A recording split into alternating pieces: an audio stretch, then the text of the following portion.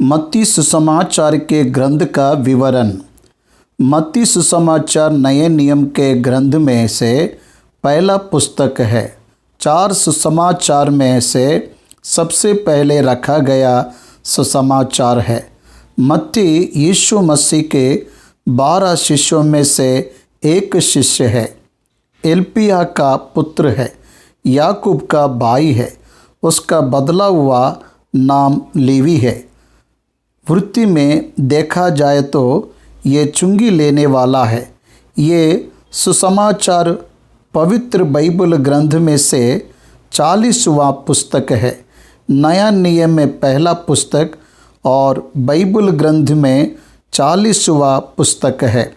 इसमें 28 अध्याय है, 1071 वचन है, 23,684 शब्द है, 171 प्रश्न है। इस तरह से मत्ती सुसमाचार विशेष रूप से दिखाई देता है। मत्ती का अर्थ है यहोवा का दान। ये कफरनहूम नामक स्थान पर यह निवास करता था। यरूशलेम का भवन रोमियों के गवर्नर टाइटस के द्वारा जब गिराया गया, ईस्वी सन 701 इसके पहले के समय में, मतलब भवन को गिराने से पहले इसने लिखा। ये सुसमाचार बहुत ही विशेष सुसमाचार है। यहूदियों के लिए ये सुसमाचार लिखा गया है। यहूदी और यहूदियों के साथ अन्य जाति के लोग भी सुसमाचार के वारिस हैं।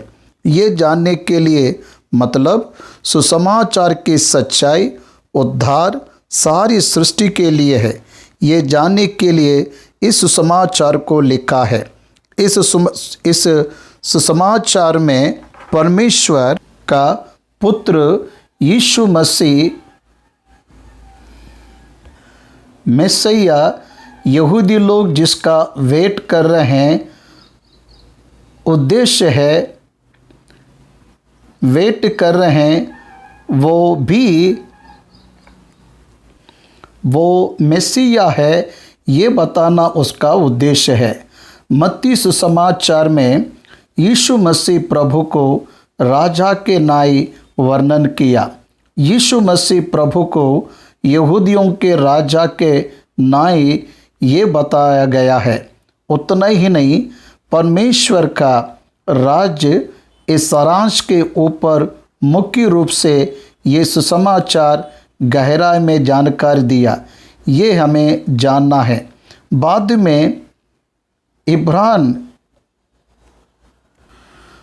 में इस सुसमाचार में बाकी के 3 सुसमाचार में जो नहीं लिखा गया, ऐसे बहुत से बातें इसमें लिखा गया है।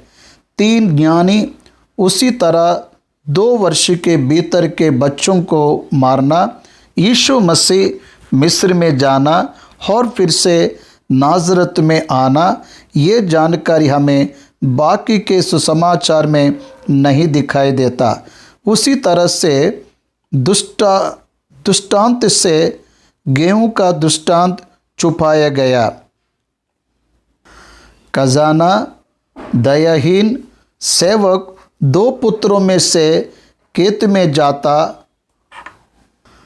जाता बोल के नहीं जाने वाला, विवाह के समारोह के बारे में 10 बुद्धिहीन और बुद्धिमान कुंवारियों के बारे में जानकारी, काम वाले समान रूप से वेजेस बांटना, ऐसे 10 दृष्टांत बाकी के इसमें नहीं है। नहीं रहने वाले भी इसमें लिखा है। इस ग्रंथ को जब हम देखते हैं तो स्वर्ग का राज्य और उसके लक्षण, स्वर्ग के राज्य के वासी को पालन करने वाले कॉन्स्टिट्यूशन क्या है, इसमें हम देखते हैं। यीशु मसीह प्रभु को महाराजा के तरह दिखा रहा है। इसलिए उसके वंशावली से उसने प्रारंभ किया। राजा के पहले संदेश देने वाला आना चाहिए, इसलिए बपतिस्मा देने वाले यूहन्ना के बारे में लिखा। यीशु मसीह प्रभु को राजा के नाई दिखाना चाहा, इसलिए पूर्व देश से ज्ञानी लोग आकर हेरोदेस से यहूदियों का राजा कहाँ है, यहाँ से उसने प्रारंभ किया। यहाँ यीशु मसीह प्रभु राजा के नाई वर्णन करना चाहा। ये 4 सुसमाचार 4 भावनाओं में यीशु मसीह को प्रेजेंट किए। ये सिंह है, मतलब राजा मरकुस यीशु मसीह प्रभु को सेवक के नाई दिखाया, मतलब बैल, मतलब सेवक। लूका यीशु मसीह प्रभु को मनुष्य के पुत्र के नाई दिखाया। यूहन्ना यीशु मसीह को परमेश्वर के पुत्र नाई दिखाया, उकाब का चेहरा। इसलिए 4 सुसमाचार को 4 तरह से बताने के लिए लिखे। ये राज्य के नियम कॉन्स्टिट्यूशन पहाड़ के प्रचार में यीशु मसीह प्रभु ने बताया।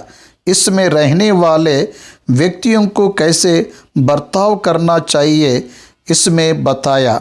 इसके बाद यहूदी लोग यीशु मसीह का तिरस्कार करके उसका विसर्जन किए। उस कारण से उद्धार अन्य लोगों के पास गया। ये मुख्य सच्चाई यहूदियों को समझ में आने के लिए 21वां अध्याय और 25वें अध्याय के बीच में सारी सृष्टि में प्रचार होने के बारे में 28वां अध्याय में भी लिखा। उतना ही नहीं, इसमें पहाड़ के प्रचार के साथ में जैतून के पहाड़ का प्रचार बहुत मुख्य रूप से बताया गया है। परमेश्वर के राज्य और उसके अभिवृद्धि के लिए लगने वाले दृष्टांत 13वें अध्याय में 7 दृष्टांत बताया। उतना ही नहीं, अंत के दिनों में होने वाली घटनाओं के बारे में, उसका आगमन और युग के अंत के बारे में 24वें अध्याय में बताया। इसमें मुख्य रूप से यीशु मसीह की सेवकाई गलील के अंदर और गलील के चारों ओर, पेरिया में और यरूशलेम, इन पर्टिकुलर एरियाज में उसके लिए जाने वाले कार्यों के बारे में जानकारी दिया। पहले के 2 अध्याय यीशु के जन्म के बारे में, 3रा अध्याय बपतिस्मा देने वाले यूहन्ना के बारे में और वो बपतिस्मा लेने के बाद तुरंत उसे आई परीक्षा के बारे में और गलीलिया के कफरनहूम में उसका आना, उनके खुद के गांव से उन्हें भेज देना, वहाँ के लोगों ने विद्रोह किए, तब वह कफरनहूम में अपने निवास को बदला। अब गलील में कफरनहूम में उसकी सेवकाई 4वें अध्याय से 15वें अध्याय तक बताया गया। उसमें 4वें अध्याय से 9वें अध्याय तक प्रेरितों को बुलाने के साथ उन्हें अलग अलग काम सौंपकर उनको एक विशेष प्रचार को उन्हें देना, ये हमें दिखाई देता है। 5वें अध्याय से 7वें अध्याय तक पहाड़ का प्रचार, 8वें और 9वें अध्याय में कुछ अद्भुत कार्य, वह परमेश्वर का पुत्र है, उसे सब बातों पर अधिकार है, ये बताने के लिए बताया।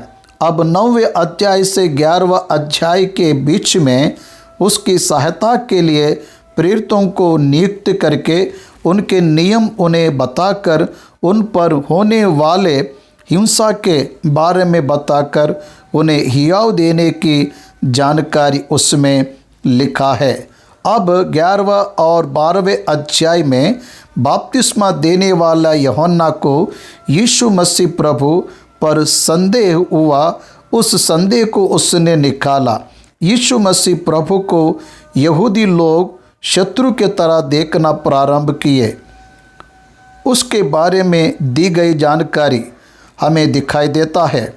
विश्राम दिन का प्रभु ने उल्लंघन किया, ऐसी परिस्थितियों ने आरोप लगाया। विश्राम दिन का उल्लंघन किया, ऐसे फरीसियों ने आरोप लगाया। यीशु मसीह पर दुष्ट आत्माओं का निकालने का आरोप लगा रहा है और वो दुष्ट आत्माओं को निकाल रहा है, ऐसा दोष यहूदियों ने उस पर लगाया।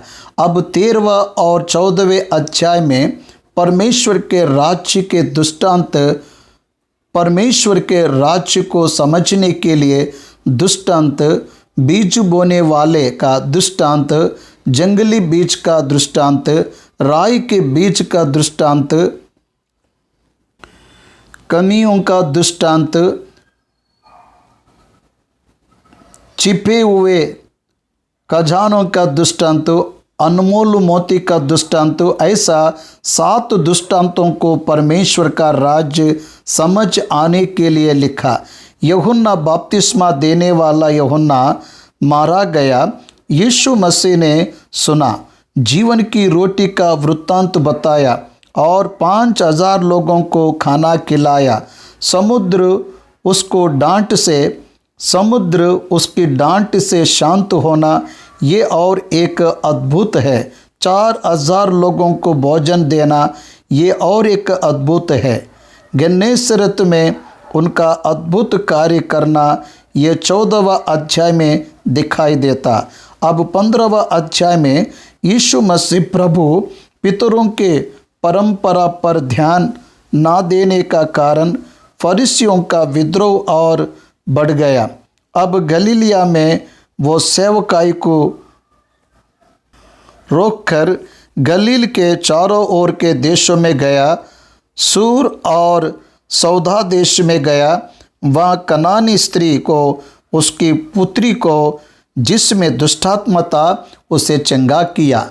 वहाँ पर 4000 लोगों को भोजन दिया।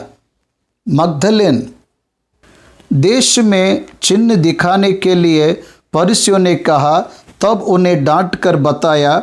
उसके बाद कैसरिया फिलिप्पी देश में पतरस का सेवा के लिए जाना, उसके संकट के बारे में बताना, रूपांतरण पहाड़ पर अपने आप को प्रकट करना, उसके बाद मछली को निकलकर उसके द्वारा टैक्स भरना, ये सारी जानकारी हमें 17वां और 18वें अध्याय में दिखाई देता है। ये गलील के चारों ओर की गई सेवा में ये दिखाई दिए हैं।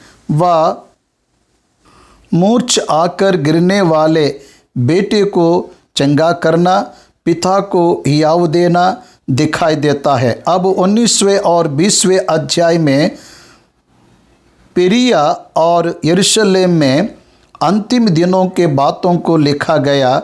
उनके पास छोटे बच्चों को ले आना, ऐसा बोलना, उन्हें चंगा करना, उन्हें आशीष देना, जवान धनवान धन बटोर कर उसका पीछा करना, छोड़कर वापस जाना,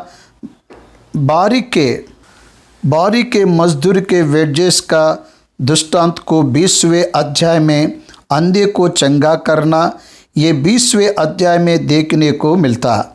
अब 21वां अध्याय से 28वें अध्याय तक हमें बहुत ही स्पष्ट रूप से उसके आखिरी के सप्ताह होली वीक में क्या हुआ, जय के उत्सव के साथ यीशु मसीह यरूशलेम में गधे पर सवार होकर भवन को शुद्ध करके अंजीर के वृक्ष को श्राप देकर इस कार्यक्रम से प्रारंभ किया। उस समय में उन प्रजा ने जब उससे पूछा, किस अधिकार से तू ये सब करता है, तब उसने जवाब दिया। उसके बाद यहूदी लोग उसे मारने का प्लानिंग किए। उस समय में कर देने के बात पे उनसे वार्ताविलाप किए। उसने बहुत ही बुद्धिमानी से कैसर का कैसर को, परमेश्वर का परमेश्वर को देने के लिए ज्ञान ये बताकर फरीसियों का खंडन किया और यरूशलेम के लिए विलाप किया। उसके बाद जैतून के पहाड़ पर बैठकर यरूशलेम के नाश और संसार के अंत के बारे में अद्भुत प्रचार को किया। वो मार्वलस मैसेज है। एंड टाइम्स में होने वाली युग के अंत के चिन्ह को बताया। अब 24वें अध्याय में कुंवारियाँ तोड़ों का दृष्टांत, बकरी और भेड़ का दृष्टांत बताया।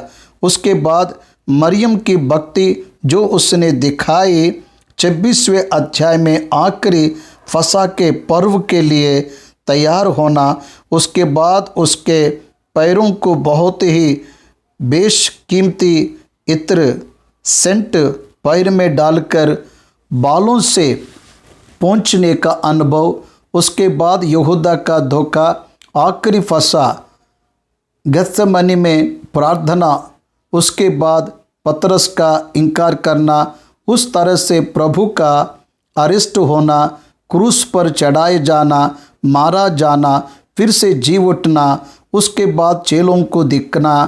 अब 28वें अध्याय के आखिर में आने पर उसके पुनरुत्थान होने के बाद आरोहण होने के पहले उन्हें प्रकट होना। वह दिन रविवार था, तीसरा दिन था जब शव को शुद्ध करने के लिए गए। वहाँ नहीं है पता चलना। उसके गलील में चेलों को प्रकट होना। सारी सृष्टि को सुसमाचार सुनाओ, मतलब परमेश्वर के राज्य और कलीसिया के बारे में बताना। यीशु मसीह परमेश्वर का पुत्र है, वही राजा है, वो आने वाला है बताना। प्रभु अपने दूसरे आगमन में आने के बाद राज्य को इस्राएलियों को देगा। ये सब बातों की जानकारी को पाने के लिए मत्ती सुसमाचार हमारी सहायता करेगा। इसलिए ये विशेष सुसमाचार बहुत ही मुख्य सुसमाचार है। ये नया नियम में सबसे पहला पुस्तक है, ऐसा उसे रखिए। इसलिए इस सुसमाचार का मनन करना हमारे लिए आशीष का कारण होना चाहिए। ऐसे में प्रभु से विनती करता हूँ, क्रम के अनुसार पहले अध्याय से ध्यान करते हैं। समय बहुत ही गहराई में हम इसका मनन करेंगे। प्रभु आपको आशीष देने के लिए, वचन के द्वारा आशीष देने के लिए ध्यान करेंगे। मत्ती सुसमाचार पहले अध्याय का मनन। इस अध्याय में लिखी गई वचनों की संख्या 25 है। ये 25 वचनों में पहले के 15 वचन यीशु मसीह प्रभु की वंशावली, अब्राहम से यीशु मसीह प्रभु का रहने वाले 42 पीढ़ी की जानकारी। उसके बाद 17वां वचन में अब्राहम से दाऊद तक, दाऊद से बेबीलोन बंदी गृह में जाने तक, बेबीलोन की बंदी से यीशु मसीह तक जानकारी देते हुए लिखा है। अब 18वां वचन से 25वें वचन तक के भागों में यीशु मसीह का जन्म कैसे हुआ लिखा गया है। यूसुफ ने अपने मंगोतर मरियम को बदनाम नहीं करना चाहता था, उसे चुपके से त्याग देने का विचार किया। तब परमेश्वर का दूत उसे सपने में प्रकट हुआ, उसके संदेह को दूर किया। भविष्यवाणी के अनुसार वह गर्भवती हुई, पवित्र आत्मा के द्वारा गर्भवती हुई। उसे अपने पास ले आ, क्योंकि जो उसके गर्भ में है वह पवित्र आत्मा की ओर से हैं, ऐसा स्वर्गदूत ने कहा। उसे इम्मानुएल नाम रखा जाएगा। ये भविष्यवाणी के अनुसार हुआ, ऐसे बताया। यूसुफ नींद से जगकर प्रभु के दूत की आज्ञा के अनुसार अपनी पत्नी को अपने यहाँ ले आया, और जब तक वह पुत्र न जनी तब तक वह उसके पास ना गया, और उसने उसका नाम यीशु रखा। ये हमें 25वें अध्याय में सक्षम में दी गई जानकारी है। अब पहले वचन से पढ़ते हुए जानकारी लेंगे। पहला वचन, अब्राहम की संतान, दाऊद की संतान, यीशु मसीह की वंशावली। सिंपली एक वचन में 2000 वर्ष का इतिहास लिखा हुआ है। अब्राहम से दाऊद को 1000 वर्ष, दाऊद से यीशु मसीह प्रभु तक 1000 वर्ष, 2000 ईयर्स हिस्ट्री यहाँ पर जानकारी दे रहा है। अब्राहम का पुत्र इसहाक है, लेकिन अब्राहम के 14वां पीढ़ी के बाद दाऊद का है। क्यों? परमेश्वर ने इस तरह से लिखा, हमें जानना चाहिए। बाइबल ग्रंथ हमें सूक्ष्म रूप से आदम से यीशु मसीह तक हमें, मतलब उत्पत्ति के सबसे पहले अध्याय से मत्ती सुसमाचार के पहले अध्याय के प्रभु के समय तक जब हम देखते हैं तो 62 पीढ़ी है। 62 पीढ़ी अब्राहम से 42वां पीढ़ी का यीशु मसीह नया नियम में लिखा गया है। पुराना नियम में आदम से 20वें में अब्राहम है, ऐसा बताया गया है। आदम से नूह तक 10 पीढ़ी, नूह से अब्राहम तक 10 पीढ़ी, आदम जल प्रलय के बाद नूह का जीवन, नूह से अब्राहम 20 जनरेशन से पहले के 10 जनरेशन्स में जल प्रलय के कारण सब कुछ नाश हो गया। आदम से नूह तक रहने वाले समस्त मनुष्य एक परिवार को छोड़कर सब परिवार वाले नाश हो गए। सिर्फ नाव में रहने वाले 8 लोग ही बचे। नूह और उसकी पत्नी हाम, शेम, यापेत और उनकी 3 पत्नियां, 8 लोग हैं। लेकिन जल प्रलय के बाद नूह को संतान हुए, ऐसा बाइबल नहीं बता रहा है। उसके पुत्र हाम, शेम, यापेत, ये तीनों के संतान से विश्व भर में जनसंख्या की अभिवृद्धि हुई। उसमें से शेम के वंशावली में से 10वीं पीढ़ी में से अब्राम आया। परमेश्वर का चुनाव किसी भी मनुष्य को विश्व में, भूमि पर, उसे आदम से लेकर उस तक क्रोनोलॉजिकल क्रम में उनके पितरों की जानकारी नहीं पाता। मुझे भी 1 जनरेशन, मेरे पिता के ऊपर का जनरेशन पता है, ग्रैंडफादर का भी मुझे नहीं पता, लेकिन उनका नाम मुझे पता है। उनके पिता का नाम भी मुझे पता है। उसके पहले के लोगों को नाम मुझे नहीं पता। मुझे 4 जनरेशन तक पता है, नाम पता है। मनुष्य तो 1 जनरेशन का ही पता है। एटलीस्ट समाचार के रूप में पर्टिकुलरली सबके बारे में नहीं पता, नाम बस जानता हूँ। गांव पता है, मैक्सिमम 7 जनरेशन पता रहने वाले भी रहते हैं।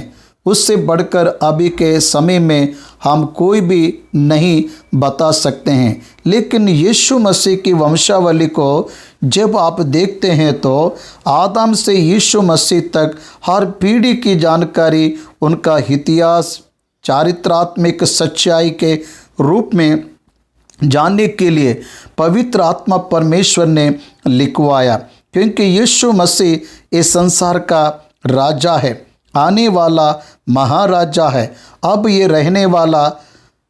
से रहने वाला राजा है। इसलिए उसकी जानकारी लिखते समय मत्ती सुसमाचार यीशु मसीह को महाराजा के रूप में वर्णन करने के लिए उसकी जेनोक्लोजी यानी उसका अधिकार के बारे में लिख रहा है।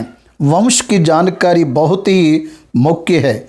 उनके पेरेंट्स ऐसा पीढ़ी पीढ़ी कितना बड़ा इतिहास होगा, उतना महान व्यक्ति यीशु मसीह का इतिहास कितना महान है बताया गया है। प्रथम मानव से यीशु मसीह तक की जानकारी लिखने से नया नियम में आने के बाद अद्भुत रीति से अब्राहम से शुरुआत किया। अब्राहम शेम के संतान में से 10वीं पीढ़ी का है। अब्राहम से परमेश्वर ने प्रतिज्ञा किया। अब्राहम से परमेश्वर ने जो प्रतिज्ञा किया उस प्रतिज्ञा के अनुसार ये सारी पीढ़ी आई। वो प्रतिज्ञा क्या है?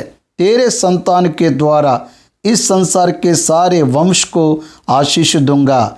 गलतियों को पौलुस ने जब लिखा, वह संतान कहने पर वह यीशु मसीह के बारे में लिखा।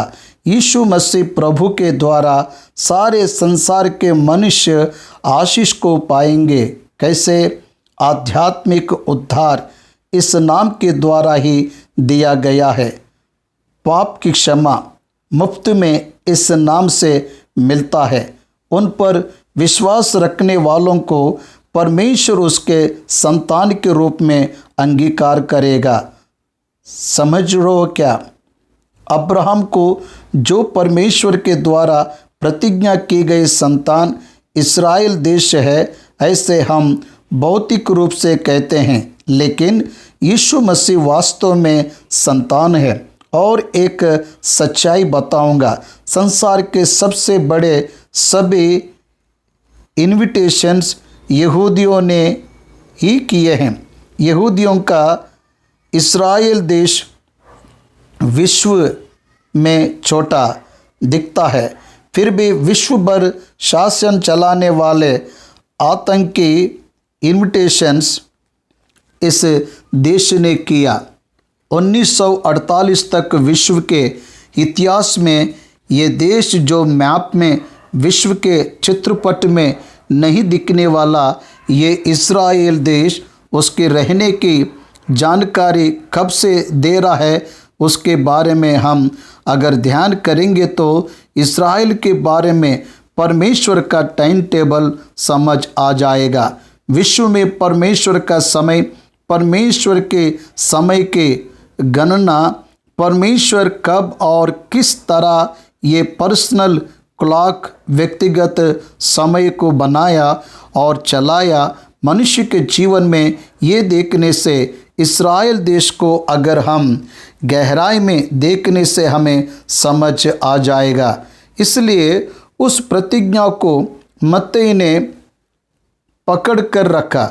इसलिए मत्ती सुसमाचारक ने अब्राहम से प्रारंभ किया। अब्राहम की संतान, दाऊद की संतान, यीशु मसीह की वंशावली, यीशु मसीह की वंशावली कहने पर ही दाऊद का वंश, दाऊद यहूदा के गोत्र से है। याकूब ने उत्पत्ति 49वें अध्याय में यहूदा को अंतिम दिनों में आशीष देने के तरीके के बारे में भविष्यवाणी के रूप में बताते हुए कहा, जब तक शीलो ना आए तब तक यहूदा से राजदंड ना छूटेगा। शीलों का मतलब भिजवाया गया। यीशु मसीह प्रभु है। यीशु मसीह प्रभु आएगा। यीशु मसीह नामक राजा यहूदियों के गोत्र में से आएगा। वह सारी सृष्टि के मानव और प्रजा को चलाएगा। ये सच्चाई को भविष्यवाणी के रूप में उसके मरने की दशा में याकूब ने बताया। भाइयों और बहनों, भविष्यवाणी का फल यीशु मसीह है। बाद में दूसरे वचन से जब हम देखते हैं तो 6वें वचन तक पहले के 14 पीढ़ी के बारे में लिखा है। उसके बाद दाऊद से मतलब 6वें वचन से 12वें वचन तक बेबीलोन के बंदी गृह में जाने तक पीढ़ी के बारे में लिखा है। बेबीलोन में बंदी होकर जाने के बाद से यीशु मसीह प्रभु तक 14 पीढ़ी है।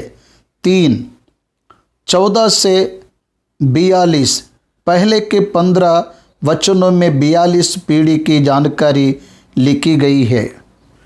पहले के 14 पीढ़ी 1000 वर्ष में पूरे हो गए हैं।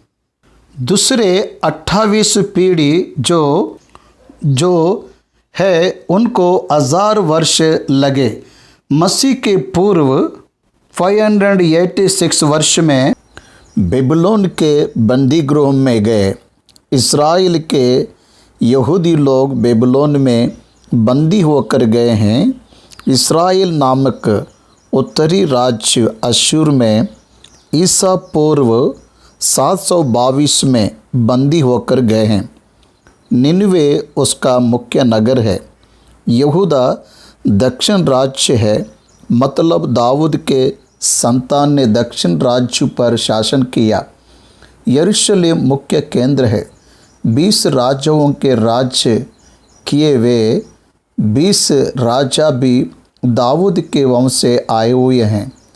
उस तरह ये यहूदा के गोत्र में राज्य करने वाले राजाओं में से हम बेबीलोन में जाकर वापस आए हुए हैं लोगों में राज्य किए ऐसा नहीं दिखते। पीढ़ी के बारे में तो लिखा, लेकिन वे राजा के तरह नहीं दिखते। हमको राजाओं का इतिहास बेबीलोन में जाने तक ही दिखाई देता। बेबीलोन में बंदी होकर जाने से पहले ही राजाओं का इतिहास दिखाई देता है।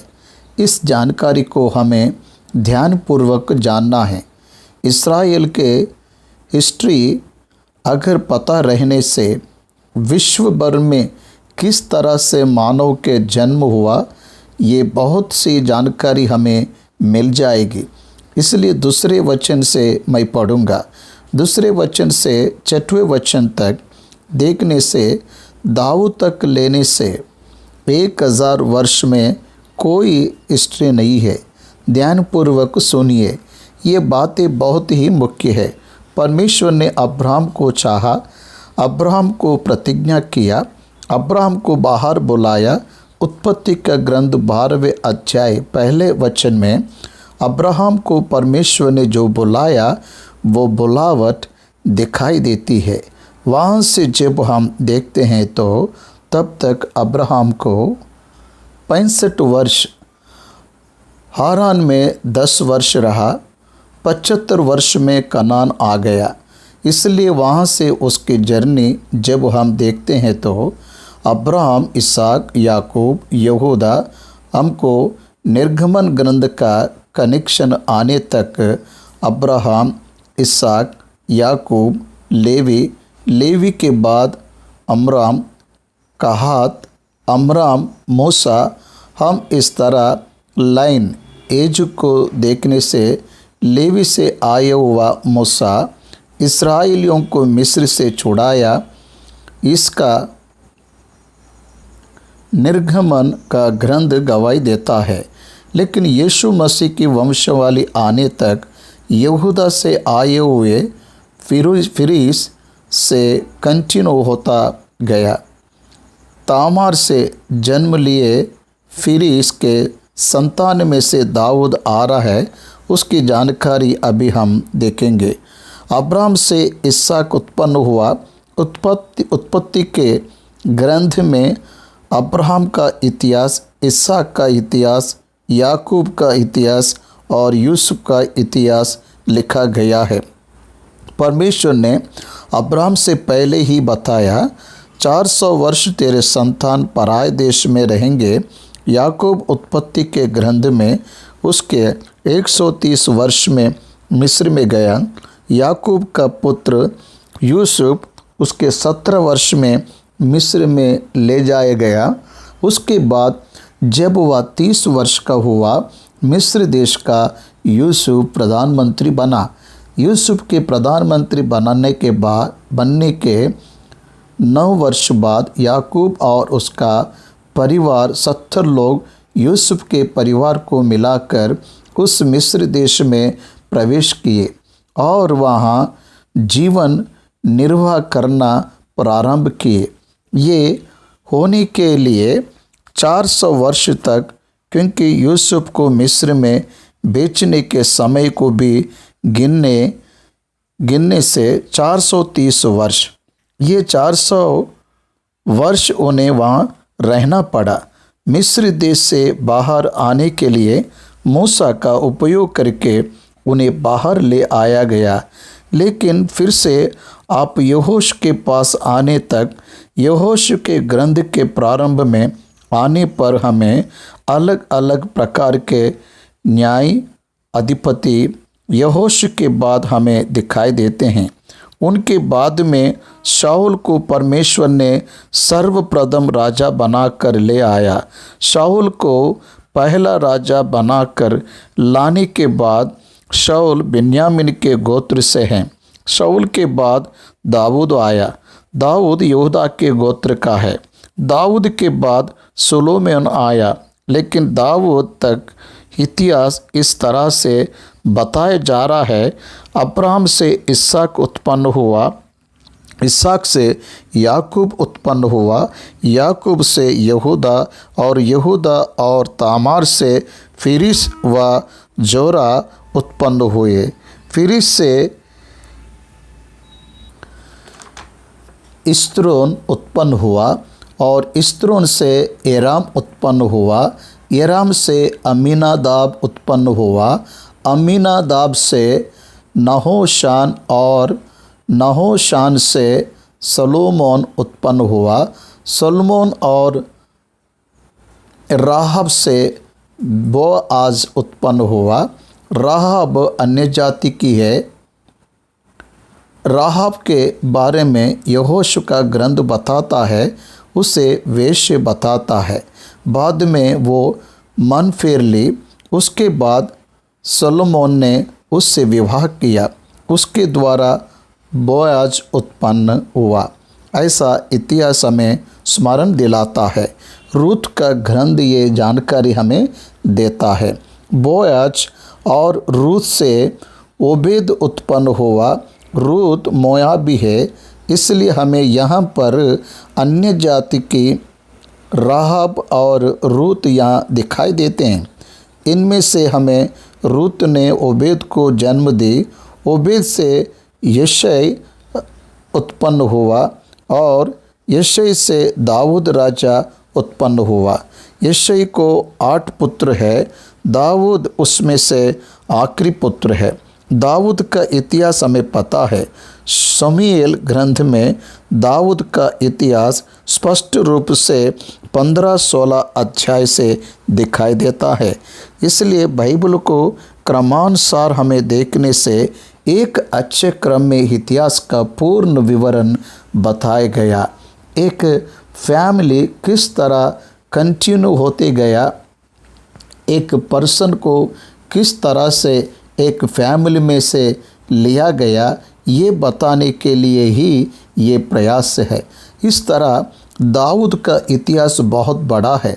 दाऊद ने 40 वर्ष राज्य किया। शमूएल ग्रंथ में उसका इतिहास देखने को मिलता है। एक राजा के ग्रंथ में उसका इतिहास दिखाई देता है। इतिहास के ग्रंथ में दाऊद का इतिहास दिखाई देता है। भजन संहिता में से 75 भजन उसके द्वारा लिखे हुए ही दिखाई देता है। एक मेगा मेजर हीरो बाइबल ग्रंथ में दाऊद ही दिखाई देता है। परमेश्वर के साथ क्लोज इंटीमेसी परमेश्वर ने दाऊद को हृदय अनुसार करके प्रकट किया। उतना महान आध्यात्मिक व्यक्ति, महान राजा के तरह चमकने वाला दाऊद है। दाऊद बहुत ही धैर्यशाली, बहुत ही बड़ा योद्धा, उसमें जो निपुणता है, उसमें जो हियाव है, उसमें जो विश्वास है, वो देखकर तब की प्रजा ने नमस्कार की है। उतना महान व्यक्ति का है, उतना महान व्यक्तित्व का है। इस तरह दाऊद साधारण व्यक्ति नहीं है, इसलिए अब्राहम के बाद उतना महत्व इतिहास में दाऊद के इतिहास को ही दिया गया, क्योंकि अब्राहम का इतिहास भी उत्पत्ति के ग्रंथ में 12वें अध्याय से 25वें अध्याय तक देखने को मिलता है। इन मूल पिता में से अब्राहम और दाऊद का इतिहास बहुत परमेश्वर से जुड़ा हुआ दिखाई देता है। अब इसके बाद दाऊद से सोलोमोन उस स्त्री से उत्पन्न हुआ जो पहले उरिया की पत्नी थी, उससे कहा। यहाँ पर न्यू टेस्टमनी में बत्शेबा नाम ना लिखते हुए उरिया की पत्नी थी, उसके साथ दाऊद ने सुलोमोन को जन्म दिया। बत्शेबा इसका नाम यहाँ पर ना लिखने पर भी परमेश्वर ने उरिया की पत्नी ऐसा संबोधन किया। उसके द्वारा सुलोमोन उत्पन्न हुआ। सुलोमोन से रहबाम उत्पन्न हुआ। रहबाम से अभिया उत्पन्न हुआ। ये सभी किंग्स है। अभिया से आसा उत्पन्न हुआ। आसा से यहोशापात उत्पन्न हुआ। यहोशापात से योराम उत्पन्न हुआ और योराम से उज्जिया उत्पन्न हुआ। उज्जिया से योताम उत्पन्न हुआ। योताम से आहाज उत्पन्न हुआ और आहाज से हिजकिय्याह उत्पन्न हुआ। हिजकिय्याह इज़ द ग्रेट किंग। उसके बारे में हमें यशायाह का ग्रंथ 38वां अध्याय बताता है। हिजकिय्याह से मनुष्य उत्पन्न हुआ। मनुष्य से आमोन उत्पन्न हुआ और आमोन से यहोशिय्याह उत्पन्न हुआ और बंदी होकर बेबीलोन जाने के समय में योशिय्याह से यकुन्याह और उसके भाई उत्पन्न हुए। बेबीलोन में वे बंदी होकर जाएंगे, ये परमेश्वर ने पहले से ही निर्णय लिया। यिर्मयाह ने 50वां अध्याय में कहा था, बेबीलोन में जाओ, वहाँ तुम्हारा कुशल होगा, ऐसे प्रचार किया। परमेश्वर ने तुम्हारे लिए बेबीलोन को नियुक्त किया, क्योंकि तुम्हारे पूर्वजों ने यरूशलेम में रहकर धर्मशास्त्र की 4थी आज्ञा विश्राम दिन का उल्लंघन किए। उस कारण से देश को परमेश्वर विश्राम देने के लिए वे 70 वर्ष बंदी बनाकर उन्हें वहाँ भेजा। मतलब परमेश्वर ने मूसा को पहले ही बताया। क्या बताया? जब प्रजा मेरी आज्ञा का उल्लंघन करके चलेंगे, तब मैं स्वयं इन लोगों को पराये देशों के हाथ में कर दूंगा, ऐसा बताया। दूसरों के यहाँ बंदी बनाकर ले जाता कहा, उसे पूरा किया। न्यायों के ग्रंथ में 13 न्यायों के समय को जब हम देखते हैं तो एक न्यायी रहने पर उसके अधीन रहते थे। उसके मरने के बाद वे फिर कनानियों के साथ मिलकर मूर्ति पूजा करते थे। परमेश्वर उन्हें शत्रु के हाथों में सौंप देता था। फिर से रोते थे, फिर से विनती करते थे, फिर पश्चाताप करते थे। फिर परमेश्वर एक नए न्यायी को भेजता था। उस तरह से क्रम में शमूएल तक भेजता गया। शमूएल के समय सब इस्राएलियों ने शमूएल के पास जाकर विनती किए, हमें न्यायाधिपति के लोगों के नाई एक राजा चाहिए, जैसा अन्य लोगों को राजा है वैसे हमें भी चाहिए। कहने पर शमूएल ने जाकर परमेश्वर के सामने रोया, प्रभु तेरा तिरस्कार कर रहे हैं, इस्राएलियों का राजा बनकर अब तक तूने उन्हें चलाया, तेरा तिरस्कार कर रहे हैं। ऐसा रोने के बाद परमेश्वर ने उन्हें बिन्यामीन के गोत्र के कीश के पुत्र शाऊल को राजा बनाया। उसने बहुत दुष्कर्म किया। 40 वर्ष उसने राज्य किया। उसके बाद दाऊद ने 40 वर्ष राज्य किया। दाऊद के बाद सुलोमोन ने 40 वर्ष राज्य किया। इसलिए जब हम देखते हैं 120 वर्ष शाऊल, दाऊद और सुलोमोन ने राज्य किए। सुलोमोन का मूर्ति पूजा, सुलोमोन का व्यभिचार बढ़ गया। तब परमेश्वर ने राज्य को 2 भागों में बांटा। दाऊद को दी गई प्रतिज्ञा को पूरा करने के लिए यहूदियों को यरूशलेम में रखा। परमेश्वर इस्राएल के देश को मतलब 10 गोत्रों को, उत्तरी राज्य को यरोबाम के दास को सौंपा। वह बहुत बुरा है, दाऊद को दी गई प्रतिज्ञा के अनुसार सोलोमोन के पुत्र रहोइयाम को यहूदा के गोत्र को सौंपा। वहाँ से डिवाइडेड किंगडम दिखाई देता है। ये इस्राएल राज्य पर राज्य करने वाले 19 राजा बुरे हैं। यहूदा पर राज्य करने वाले राजाओं में 12 अच्छा और 8 बुरे हैं। इसलिए आप देखने से ये यहूदा लाइनेज दक्षिण राज्य में रहने वाला यहूदियों का राज्य चलते गया।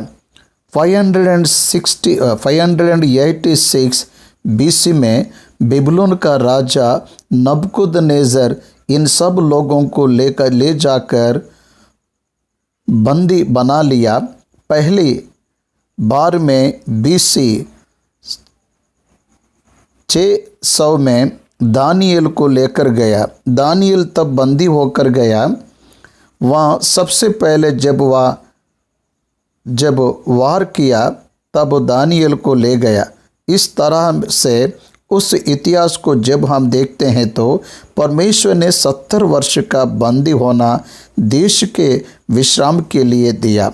देश को छुटकारा मिलने के लिए, देश 70 वर्ष विश्राम को पाने के लिए परमेश्वर ने योजना बनाकर इन्हें बेबीलोन में ले आया।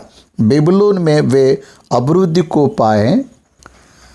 बाइबल ग्रंथ में हमें मिस्र में बंदी होना दिखाई देता है। निर्गमन ग्रंथ में, उस निर्गमन के ग्रंथ में मिस्र देश में वेदना को पाए, लेकिन यहाँ पर बेबीलोन को बंदी बताए, लेकिन यहाँ पर अभिवृद्धि को पाए, कितना आशीष को पाए। बेबीलोन के बाद महादैल और महादैल से कोरिश और उनका साम्राज्य आने के बाद भी, उसके बाद भी वे वहाँ रहे।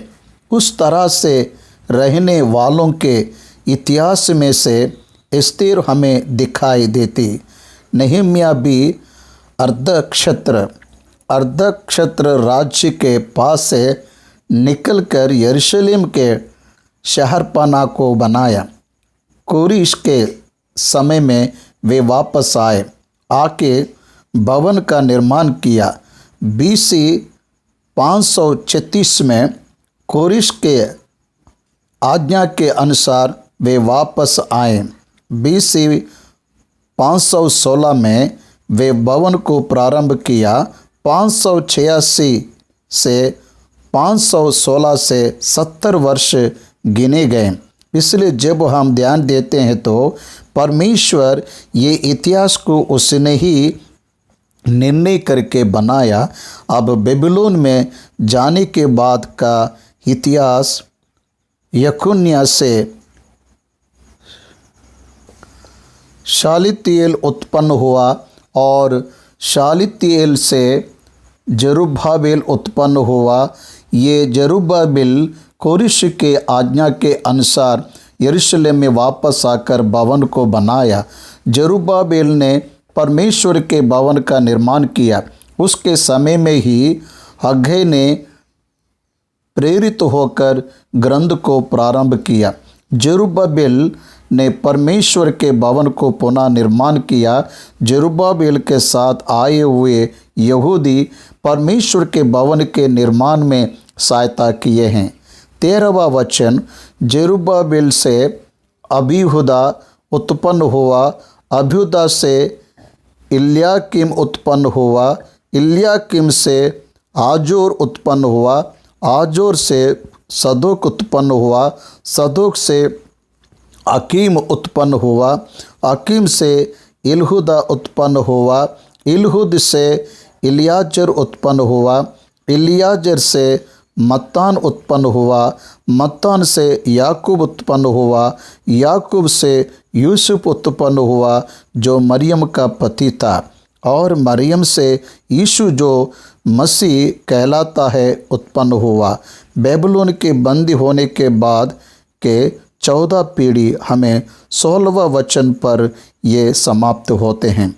इस प्रकार अब्राहम से दाऊद तक 14 पीढ़ी हुई और दाऊद से बेबीलोन को बंदी होकर पहुंचाने तक 14 पीढ़ी और बंदी होकर बेबीलोन को पहुंचाए जाने के समय से मसीह तक 14वां पीढ़ी हुई। इस तरह बंदी होकर पहुंचाए जाने के बाद 14 पीढ़ी पूरे 42 पीढ़ी है। इतना इतिहास हम कहीं पर भी नहीं देखेंगे। किसी भी मानव के जीवन में प्रथम पुरुष से पर्टिकुलर इस पर्सन तक बताने के लिए संसार में यीशु मसीह को छोड़कर और कोई नहीं है। यीशु मसीह प्रभु एक ही 62 पीढ़ी का इतिहास है। ये बहुत ही महान इतिहास है। अब 18वां वचन से यीशु मसीह प्रभु के जन्म के बारे में लिखा है। यीशु मसीह का जन्म इस प्रकार से हुआ कि जब माता मरियम की मंगनी यूसुफ के साथ हो गई तो उनके इकट्ठा होने से पहले ही अंडरलाइन कीजिए, वे इकट्ठा होने से पहले ही, उसकी मंगनी होने के बाद इकट्ठा होने से पहले ही वह पवित्र आत्मा की ओर से गर्भवती पाई गई। यहाँ पर एक मुख्य बात मैं आपको बताऊंगा। लूका के सुसमाचार में माता मरियम से गब्रियल के दूत से कहे हुए बातें आपको बहुत ही ध्यानपूर्वक समझना चाहिए। वह क्या है? मैं पुरुष को नहीं जानती हूँ, ये कैसा संभव होगा? ऐसे वह गब्रियल दूत से बात करते समय गब्रियल दूत ने ये जवाब दिया है कि लूका सुसमाचार 1:35 वचन, स्वर्गदूत ने उसको उत्तर दिया, पवित्र आत्मा तुझ पर उतरेगा और परम प्रधान की सामर्थ तुझ पर छाया करेगी, इसलिए वह पवित्र जो उत्पन्न होने वाला है परमेश्वर का पुत्र कहलाएगा। यहाँ पर एक मुख्य सत्य को जानना है। पवित्र आत्मा के सामर्थ्य के द्वारा पुत्र उत्पन्न हो रहा है, लेकिन स्त्री का कोई भी भौतिक प्रमेय इसमें नहीं है। It is a borrowed womb. कन्या के गर्भ को परमेश्वर ने उधार लिए जैसे लिया, बस उतना है। इसके अलावा उसके आड़े से किसी भी प्रकार का निर्णय नहीं हुआ, ये हमें जानना है। क्योंकि यूहन्ना के सुसमाचार पहले अध्याय में आदि में वचन था, वचन परमेश्वर के साथ था और वचन परमेश्वर था, यही आदि में परमेश्वर के साथ था। उस वचन के बारे में लिखते हुए कहता है, और वचन दोधारी हुआ और अनुग्रह और सच्चाई से परिपूर्ण होकर हमारे बीच में डेरा किया। 14वां वचन, यूहन्ना 1:14 वचन, देह को धारण किया, अनुग्रह और सच्चाई से परिपूर्ण होकर हमारे बीच में रहने वाला यीशु मसीह वचन का देह रूप है। वचन शरीर को धारण किया, इसलिए इसमें स्त्री पुरुष के संपर्क में आने वाला गर्भ नहीं है। ये पहली बात है। दूसरा, स्त्री के गर्भ के अंडे का उपयोग करके आया हुआ गर्भ नहीं, केवल वचन ही परमेश्वर के सामर्थ्य के द्वारा मानव के आकृति में धारण किया गया। इसे बहुत ही स्पष्ट रूप से हर एक विश्वासी को जानना है। इब्रानी की पत्री 10वें अध्याय में और एक बात लिखा गया है, तुझे मेरे लिए एक शरीर तैयार की, तूने मेरे लिए एक शरीर तैयार की कहता है। शरीर ठहराया जाकर इस संसार में यीशु मसीह प्रभु आए। इब्रानियों की पत्री 10वें अध्याय 9वें वचन में ये बात दिखाई देता है, देख मैं आ गया हूँ ताकि तेरी इच्छा पूरी करूँ।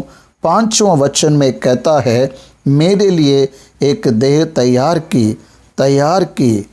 A body have you prepared for me, a body have you prepared for me. मेरे लिए एक देह को तूने तैयार किया। इसलिए समझ में आ रहा है क्या? इसमें मानव का पात्र कुछ भी नहीं है। मानव की आकृति में परमेश्वर का वचन बदल गया, इसलिए बिना कोई संदेह के पवित्र आत्मा के सामर्थ्य के द्वारा वचन देहधारी बनकर कुंवारी के गर्भ से बाहर आया। इसमें मानव का प्रमेय नहीं है। 19वां वचन, अतः उसके पति यूसुफ ने जो धर्मी था और उसे बदनाम करना नहीं चाहता था, उसे चुपके से त्याग देने का विचार किया। वो गर्भवती है, ये बात यूसुफ को उसने ही बताई होगी। मैं वैसा सोच रहा हूँ उस तरह से, क्योंकि समाज में अलग तरह से लीक ना होने के लिए दूसरों के द्वारा वह समाचार उन्हें मिला, ऐसा कहीं भी नहीं दिखता। इसलिए उसे जो समाचार मिला उसके कारण उसे बदनाम नहीं करना चाहा। व्यवस्था विवरण क्या गवाही देता? एक स्त्री मंगनी होने के बाद वह गर्भवती है, पता चलने के बाद वह उस गर्भ के कारण को रहस्य में रखने के कारण उसे पत्थर फेंक कर मारना चाहिए, ऐसा लिखा है। इसलिए वह धर्मी है। धर्मी यूसुफ उसे चुपके से त्यागने का विचार किया। उसके उद्देश्य को जानने वाला परमेश्वर उसके पास अपने दूत को भेजा। प्रभु का स्वर्गदूत उसे सपने में दिखाई देकर कहने लगा, हे यूसुफ, दाऊद की संतान, तू अपनी पत्नी मरियम को अपने यहाँ ले आने से मत डर, क्योंकि जो उसके गर्भ में है वह पवित्र आत्मा के ओर से हैं। सबूत उसके पास क्या है? पवित्र आत्मा के द्वारा ये हुआ है। ये कहने पर यूसुफ विश्वास करने के लिए साधारण व्यक्ति नहीं है, धर्मी है, वचन को जानता है। इसलिए बताया, वह पुत्र जनेगी तो उसका नाम यीशु रखना, क्योंकि वह अपने लोगों का उनके पापों से उद्धार करेगा। भविष्यवाणी में जो कहा गया वह पूरा होने के लिए ये सब हो रहा है कहा। भविष्यद्वक्ता की बात क्या है? यशायाह का ग्रंथ 7:14 वचन, सुनो, एक कुंवारी गर्भवती होगी और पुत्र जनेगी और उसका नाम इम्मानुएल रखेगी कहा। वह बात अगर लिखकर नहीं रहता था, वो यूसुफ विश्वास नहीं करता था। एक कुमारी गर्भवती होगी और पुत्र जनेगी। It is the scripture of God. ये परमेश्वर का वचन है। यशायाह का भविष्यवाणी में वाणी है। ये भविष्यवाणी यूसुफ को कन्विंस किया। पुरुष के प्रमेय के बगैर यीशु का जन्म लेना असंभव है, अर्धहीन काम है, असंभव काम है। लेकिन एक को ही ये चांस है। वो कौन है? एक कुमारी गर्भवती होगी और पुत्र जनेगी और उसका नाम इम्मानुएल रखेगी।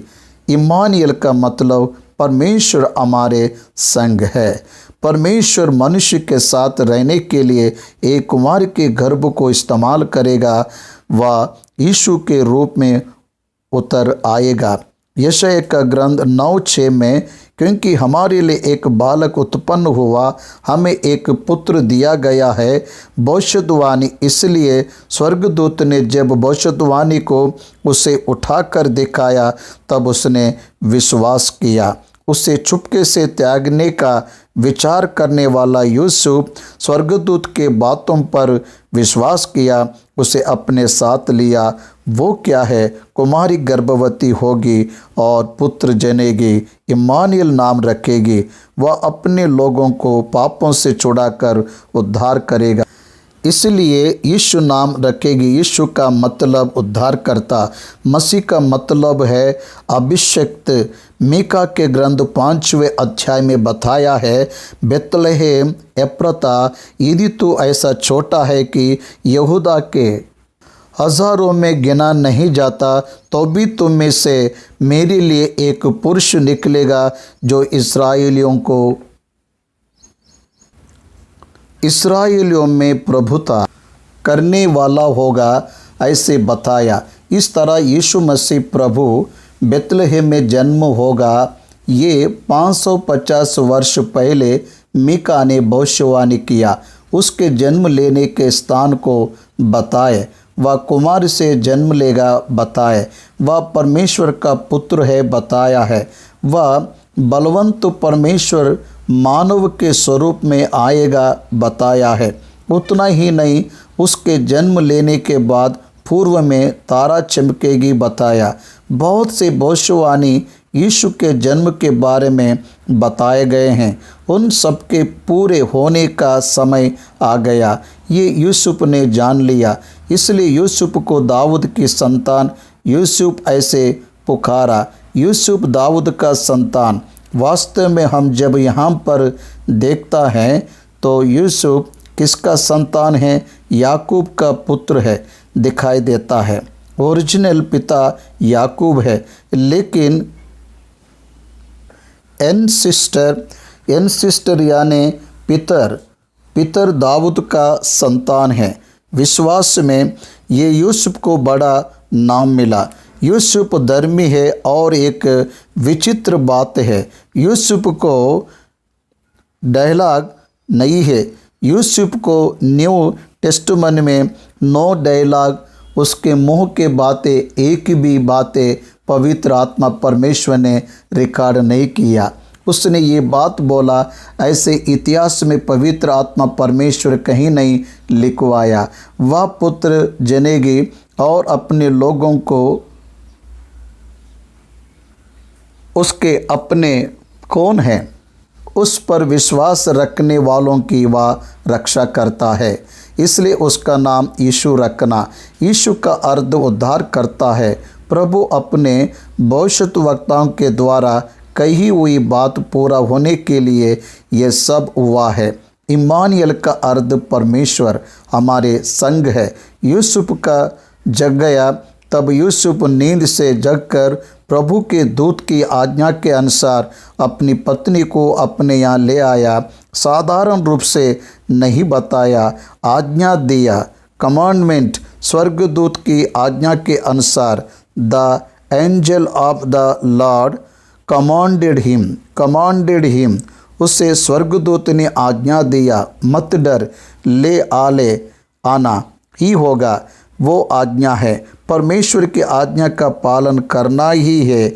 वह अपनी पत्नी को ले आया, ऐसा लिखा है। अपनी पत्नी को ले आया। मंगनी होने के बाद वह गर्भवती हुई। दर्शन के बाद उसे पत्नी के रूप में स्वीकार किया। उसके द्वारा उसे जन्म देने वाले पुत्र के पिता के स्थान में वो आया। इसलिए ये बड़ाई का बेटा नहीं है क्या? ये यूसुफ का बेटा नहीं है क्या? इस प्रश्न का सामना उसने किया। इसलिए परमेश्वर ने उस परिवार को चुना। यूसुफ के कारण यीशु मसीह यहूदा के गोत्र का हुआ। यूसुफ के साथ मंगनी हुई मरियम के गर्भ से यीशु मसीह के आने के द्वारा वह दाऊद का संतान कहलाया।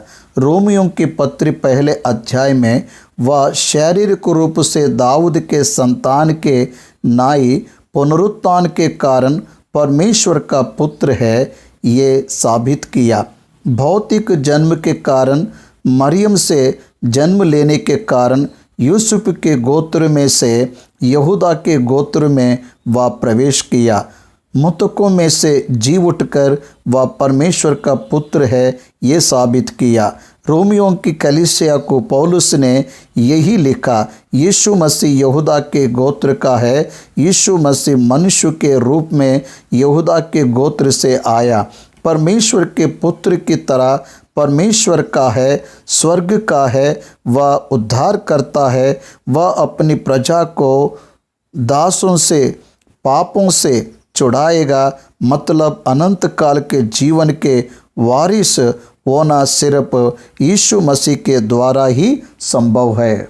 और एक द्वार और मार्ग मैं हूँ, और एक द्वार और एक मार्ग नहीं है, मेरे अलावा कोई पिता के पास नहीं जा सकता। मैं हूँ मार्ग, मैं हूँ, मेरे द्वारा छोड़कर और मेरे द्वारा छोड़कर मेरे अलावा कोई पिता के पास नहीं जा सकता। ये निश्चय यीशु मसीह ने कहा। मैं ही मार्ग, सत्य और जीवन हूँ बताया। भाइयों और बहनों, यीशु मसीह अकेला ही स्वर्ग का मार्ग है। उत्पत्ति के 28वां अध्याय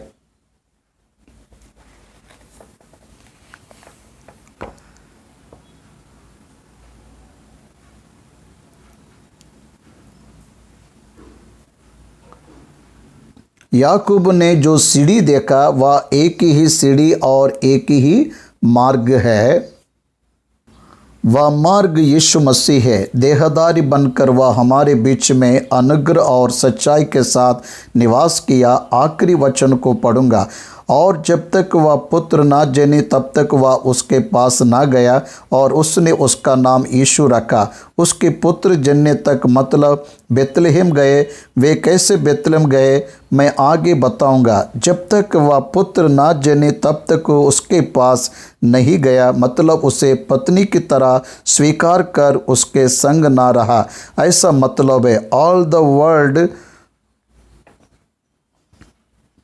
प्रोटेस्टेंट बिलीव, संसार के प्रोटेस्टेंट विश्वास इस बात पर विश्वास करते हैं कि यीशु मसीह के जन्म लेने के बाद ही वह दोनों पुत्र जने। कैथोलिक क्रिश्चियंस इस बात पर विश्वास नहीं रखते। वे मरियम को जीवनवर कुमारी रहे ऐसे सोचते हैं। याकूब और यहूदा नामक दोनों को भी मरियम के पुत्र है। प्रोटेस्टेंट मानते हैं उसके गर्भ को केवल यीशु मसीह के लिए ही लेकर फिर से उसे वापस किया, ऐसा प्रोटेस्टेंट मानते हैं। बच्चे को जन्म देने तक पास नहीं गया मतलब जन्म देने के बाद उसके पास गया, ये मतलब है। इसे मानते वे मिलने से पहले का मतलब जन्म लेने के बाद मिले होंगे, ये विश्वास करते हैं। इसलिए इस बात से हम इस अध्याय को समाप्त करते हैं।